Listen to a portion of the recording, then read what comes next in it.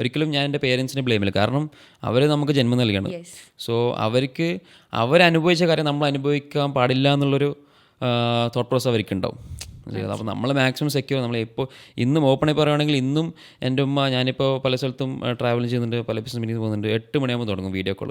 മോനെ നീ എവിടെയുള്ളത്, മോനെ നീ ഫുഡ് കഴിച്ചോ, നീ ആരുടെ കൂടെ ഉള്ളത്, നീ കിടക്കുന്നതിന് റൂം എത്തിയിട്ട് എന്നെ ഒന്ന് വീഡിയോ കോൾ ചെയ്യണം. വീഡിയോ കോൾ ചെയ്യാതെ ഭയങ്കര വിശ്വാസം എൻ്റെ ഉമ്മക്ക്. വീഡിയോ കോൾ ചെയ്യാതെ ഒരു സ്ഥലത്ത് തന്നെ വെറുതെ വിടില്ല. അപ്പോൾ അതെ, അപ്പോൾ സോ പേരൻസിനെ ഒരിക്കലും ബ്ലെയിം ചെയ്യില്ല. അവരാണ് ലോകത്തിൽ നമുക്ക് കിട്ടാൻ പറ്റുന്ന ഏറ്റവും വലിയ അസറ്റ് എന്ന് പറയുന്നത്. ഹെൽത്തി ആയിട്ടുള്ള പേരൻസും അങ്ങനത്തെ കുഴപ്പങ്ങളും കാര്യങ്ങളൊന്നും ഇല്ലാത്തൊരു ഫാമിലിയും കാര്യങ്ങളൊക്കെയാണ്. അതാണ് ലോകത്തിൽ ഏറ്റവും വെൽത്ത് ഞാൻ പറയുള്ളൂ, ഏറ്റവും വലിയ വെൽത്ത്.